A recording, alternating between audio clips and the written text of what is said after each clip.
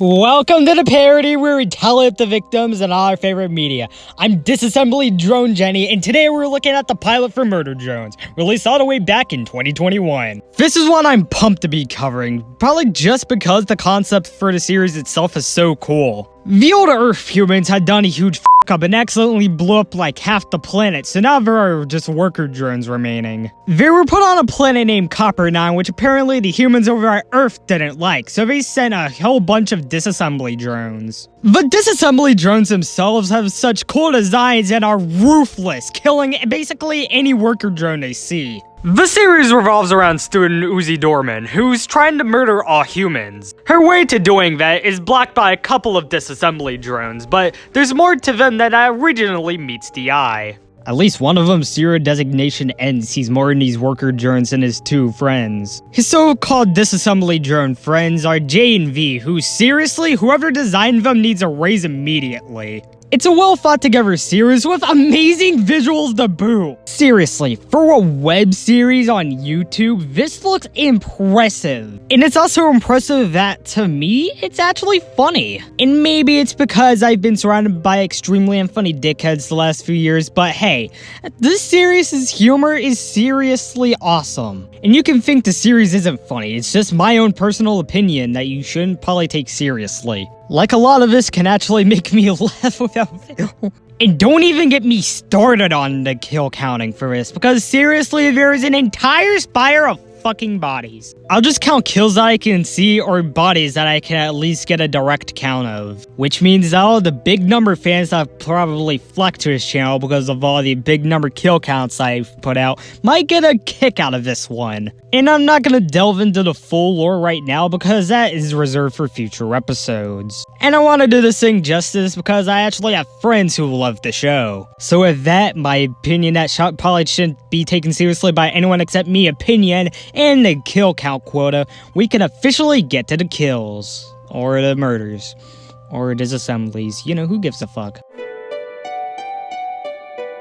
The series begins with a booting up of some exposition about the so-called worker drones. These worker drones are by fictional company JC Jensen, who are in space! This planet has a core collapse, which apparently the humans on it don't give an absolute shit about, so they just decide to let the planet up and explode. Before said explosion, I could count 26 humans or drones who probably ended up dying in said explosion. That includes 21 in that previous shot and 5 in this shot before the Earth goes boom. After that explosion, all that was left were some worker drones and a bunch of bastard scalies. And it's safe to say that the drones replaced the humans on this planet, even them having babies. Unfortunately for them, a spacecraft crashed and made a crater, and I don't like what's going on inside of that. Oh, safe to make that assumption, that guy just got decapitated, holy shit. You motherfuckers are screwed. Oh, extra screwed when they start sending out bombs, killing even more in the process. I'm gonna get my count from various shots here, so there's 8 here, a detached arm, 1 dude praying for his life, in that family we saw a moment ago. And after a fade to black, we still see another body in here. How many people have these things killed? After the title card, we see a pretty explicit reason why I can't discern how many people these things have killed. Using this frame, I can see 23 things protruding out of it. That is definitely not how many bodies are in that spiral, but hey, it's better than nothing. This spiral is apparently part of one big PowerPoint presentation. She uses an incitement of a state of panic only to present her sick railgun. She doesn't even know if it feels work, but she's feeling mischievous anyways. The teacher is tired by all of her antics and asks why her railgun is red.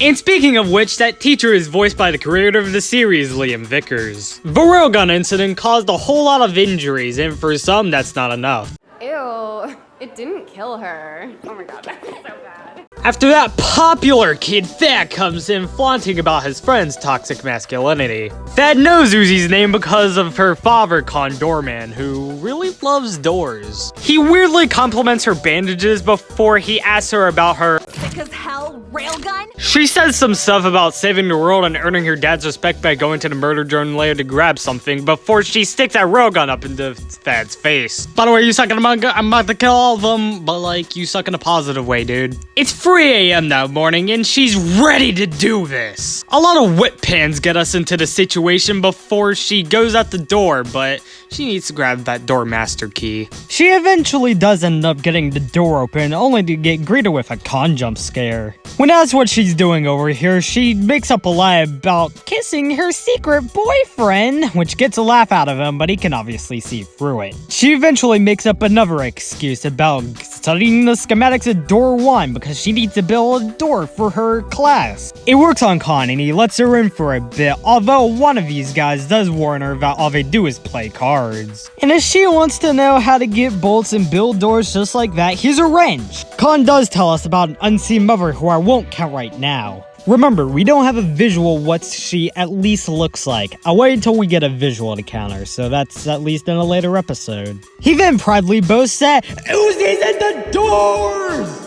And with that, she's out to study the schematics of door 1. In actuality, she's walking past bastard skellies on her way to the murder drone's lair. She then steps on the corpse of an already counted worker drone. Why do I say already counted? Because, oh, fucking come on! This time I counted 48 more corpses inside the corpse pile, which may mean that I might have recounted some of them, but hey, it's endless possibilities of what could be inside of there. And oh, what could you guess here? There's more corpses! Bam! 41 more heads inside the murder drone's lair.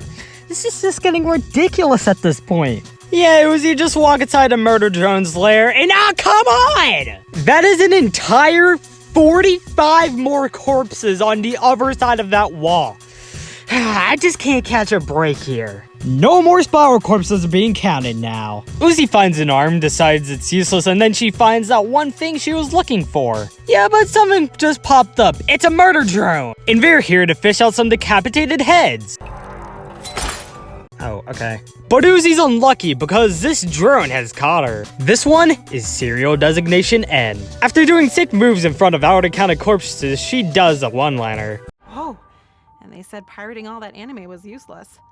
Uzi's impaled for the hand and then thrown away to her hiding place. Her railgun's nearby, so she has an idea. She'll fire it at serial designation N and cause some shitty CGI. But boy, is the result worth it! Oh my god, his head is gone. Holy hell! Suck on that, Dad! Directly afterwards, N materializes, so Uzi has to do some hand magic. Did you just slap me with that arm? Apparently, his railgun head explosion messed up with a lot of his stuff, so you can't tell that this is actually a worker drone. He greets himself to Uzi as basically the leader of these disassembly drones, although that's not really the case since everyone else thinks he's useless. She's confused by his unmurdery antics, so she goes away, although her hand still has that painful hole in it. And tells her that disassembly drone saliva is the only thing that can heal that, which is also the only thing that keeps him from killing himself. To do that and discuss more, they go inside that landing pod. That leads to whatever this is. We are never talking about this. Uzi wants to know who the other disassembly drones are, so N introduces them. The first one is V, who's being a complete psycho by killing Grant and his family. More so Grant in a very bloody off-screen affair. And yet, I still feel nothing. N tries introducing himself, but she just flies off instead. So yeah, very obvious mutual respect, and also N kinda has a crush on V. But then there's also J, their so-called leader in N's eyes. And oh, here's the tour for Uzi. Outside are over 200 corpses, and these are buttons. However, Uzi quickly realizes that this is a spaceship. She says that the worker drones and disassembly drones could work together to fix this instead of murdering all of them. The reason for murder is all the sweet oil! However, N just wants to do something useful. Uzi quickly tells him that the company's probably gonna dispose of him once all the workers are gone, and that's why he doesn't have any respect among them. Speaking of them, they're back back from the elongated makeout session. V spots Uzi, proving N's point. Jay inspects N and sees that he must have knocked himself offline. Afterwards plays all the sweet worker drone footage. That basically means N's gonna die someday. He reboots and realizes his mistake. Oh, I gotta go murder people, bye-bye. Hey V, now that he's gone, shall we make out again? Back behind door number 1, those worker drones were playing their epic game of cards. But in runs N, who wants to close the door but can't because, oh god, there's something in the way.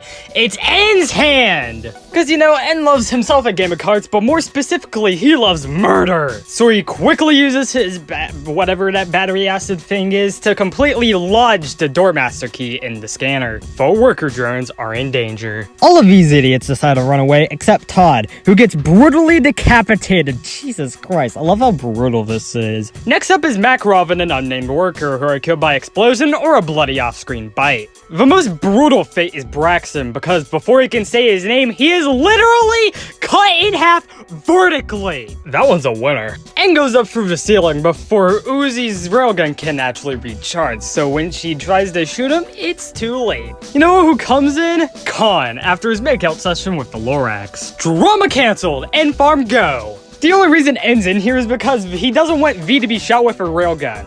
You petty bastard. Before Uzi can shoot N with the railgun, she is impaled into the wall. Uzi wants Khan to shoot N, but he doesn't. He just walks backwards. And instead, he just chooses to close the door.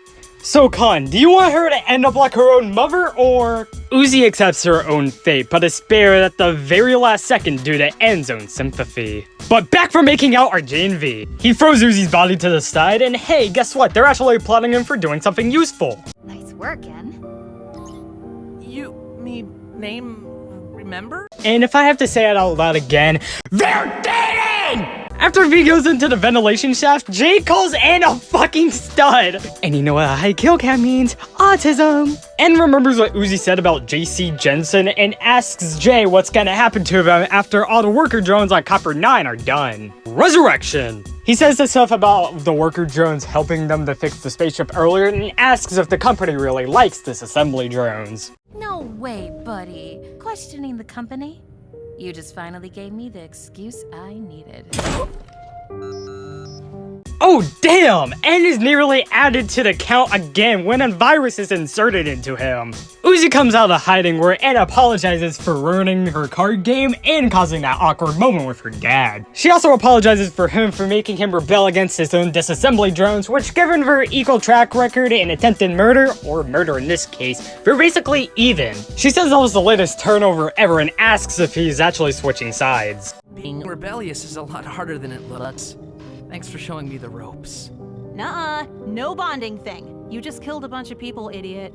That's super fair. But she's also willing him to let him fix it. Outside, Thad's been injured, as well as Jay walking out with a headless corpse. Khan suggests building another door quickly, but that's too late. Thad's being brutalized. Before V can kill him, she's stopped by, well, Uzi and N. When asked who he wants to fight, he wants Jay, but it's too bad for him, he's gonna have to go after V. Literally straight away, a pen is thrown at Jay. Uzi runs to go get something else, but as for N, yeah, you're going after V, like I said. To protect herself, Jay starts shooting copious amounts of bullet at Uzi, which causes her to almost lose her own life.